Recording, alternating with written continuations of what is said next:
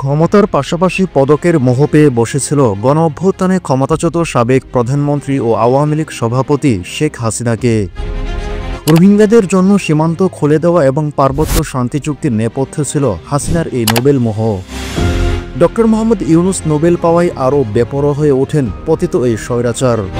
আর এই মোহেই প্রচলিত আইন কানুন রীতিনীতি উপেক্ষা করে মিয়ানমারের লগোয়া বাংলাদেশের সীমান্তের দরজা খুলে দিয়েছিলেন তিনি। দেশের মাটিতে আশ্রয় দিয়েছেন রাখাইন রাজ্য থেকে জোরপূর্বক বাস্তুচ্যুত লাখ লাখ রোহিঙ্গা জনগোষ্ঠীকে। ভবিষ্যৎ সমূহে বিপদের আশঙ্কা ব্যক্ত করে কূটনৈতিক সহ রাজনৈতিক বিশ্লেষকরা এ সময় বারবার এ বিষয়ে সতর্ক করা সত্ত্বেও তা আমলে নেননি শেখ হাসিনা। বরং ওই জনগোষ্ঠীকে আশ্রয় দেওয়ার বিষয়টিকে পুঁজি করে তিনি মানবতার ফেরওয়ালা সাজেন। মাদার অফ হিউম্যানিটি নামে একটি ভুয়া উপাধি নিজের নামের আগে বসান। তবে এখানেই শেষ নয়।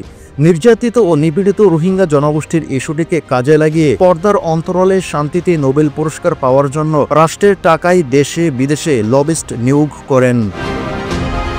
উল্টো আরও রোহিঙ্গা জনগোষ্ঠীকে আশ্রয় দিয়ে বাংলাদেশ চিরস্থায়ী সর্বনাশ ডেকে আনে।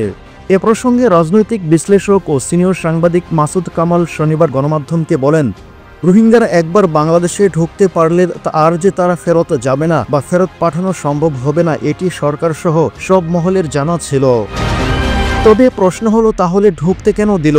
এর জবাব পরিষ্কার। মূলত শেখ হাসিনা ভেবেছিলেন এই উদ্যোগ নেওয়ার ফলে তিনি খুব সহজে শান্তিতে নোবেল পেয়ে যাবেন। তারা তো শেখ হাসিনাকে নোবেল পুরস্কার পাওয়াটা একরকম নিশ্চিত করে দেন। এমনকি নোবেল পাওয়ার জন্য লবিস্ট নিয়োগ দেওয়া হয়। মাঝখানে চরম ক্ষতি হয় দেশের। তিনি বলেন, বিপরীতে রোহিঙ্গারা বাংলাদেশকে ভালোবাসে না, তারা উল্টো বাংলাদেশের বিরুদ্ধে সশস্ত্র তৎপরতা চালাচ্ছে। ফলে ভবিষ্যতে রোহিঙ্গারা বাংলাদেশের জন্য কত বড় সমস্যা হয়ে দাঁড়াবে তা একরকম নিশ্চিত।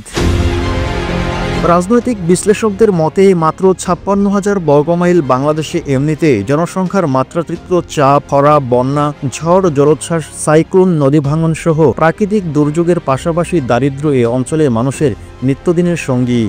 এর সঙ্গে রয়েছে রাজনৈতিক দুর্বৃত্তায়ন, লুটপাট, দুর্নীতি, অর্থপাচার সহ মানবসৃষ্ট নানা সংকট। শেখ হাসিনার গত 15.5 বছরের টানা শাসনামলে এ সংকট বৃদ্ধি পায় বহুগুণ। উন্নয়নের নামে চলছে নজরবিহীন দুর্নীতি, লুটপাট ও অর্থপাচার। তবে এর বাইরেও দেশকে দীর্ঘমেয়াদী বহুমুখী ঝুঁকিতে ফেলছে কক্সবাজারের উখিয়া টেকনাফের বিস্তীর্ণ এলাকা জুড়ে রোহিঙ্গাদের পুনর্বাসন।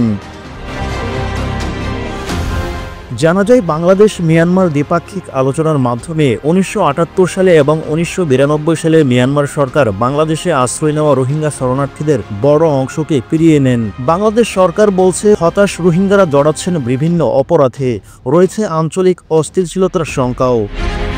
স্থানীয় প্রতিবেশ ও পরিবেশে পড়েছে বিপন্ন হওয়ার হুমকিতে। তথ্য বলছে, বিশাল এ জনগোষ্ঠীর জন্য মানবিক সহায়তা কমে যায় ব্যাপক মাত্রায়। খাদ্য সহায়তা কমানোর পথে হাঁটতে হয়েছে জাতিসংঘের খাদ্য সংস্থাকেও। দাতা সংস্থাগুলো প্রথম দিকে ব্যাপকভাবে সাহায্য সহযোগিতার জন্য হাত বাড়ালেও এখন তারা মুখ ফিরিয়ে নিতে বাধ্য হয়েছেন। সীমান্ত ও ক্যাম্প নিয়ে কাজ করা উচ্চ পর্যায়ের একজন সরকারি কর্মকর্তা শনিবার এ প্রসঙ্গে গণমাধ্যমকে জানান, মিয়ানমার থেকে মাদক চালানের সঙ্গে অস্ত্রও আসছে। রোহিঙ্গারা এর সঙ্গে জড়িয়ে পড়েছেন। তারা অবৈধ অস্ত্র ব্যবহার করেছে, এতে প্রাণহানির ঘটনা ঘটে। সারা দেশে মাদক ছড়িয়ে দেওয়া হচ্ছে। সন্ত্রাসীদের অস্ত্রের গোদাম সেখানেই রাতে জনপদে নেমে আসে ডাকাতি সহ খুন খারাপি করতে।